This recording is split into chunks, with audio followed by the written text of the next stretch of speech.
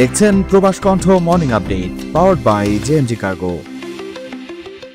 Malaysia Thailand সমুদ্র সীমার কাছে প্রায় ৯০ জন অনুপ্রবেশকারী অভিবাসী বহনকারী একটি নৌকা ডুবে গেছে বলে ধারণা করছে কেদা পুলিশ। ওই নৌকাটিতে মিয়ানমার, বাংলাদেশ ও রোহিঙ্গা নাগরিকরা ছিলেন।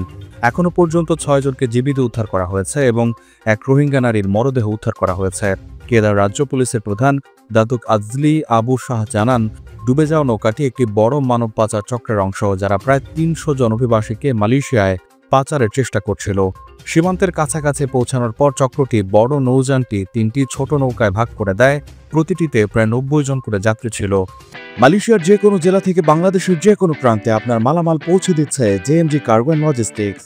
প্রতি শুক্রবার শিপমেন্ট, ৪ দিনের মধ্যেই কাস্টমস কেয়ার।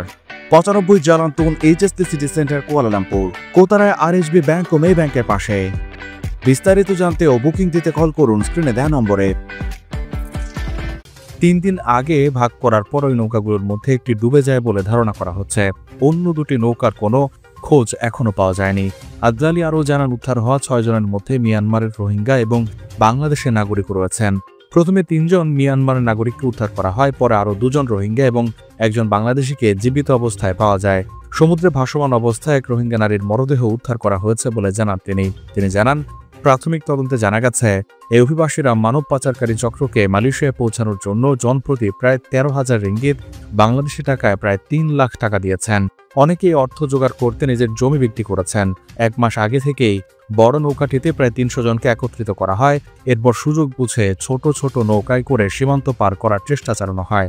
ঘটনার পর থেকে উদ্ধার অভিযান জোরদার করা হয়েছে। মালয়েশিয়ার সামুদ্রিক আইন প্রয়োগ সংস্থা এবং মেরিন পুলিশ বাহিনী যৌথভাবে উদ্ধার কাজ পরিচালনা করছে। নিখোঁজদের সন্ধানে সমুদ্রপথে সার্বক্ষণিক টহল জারি রয়েছে। প্রবাস কণ্ঠ নিউজ ডেস্ক।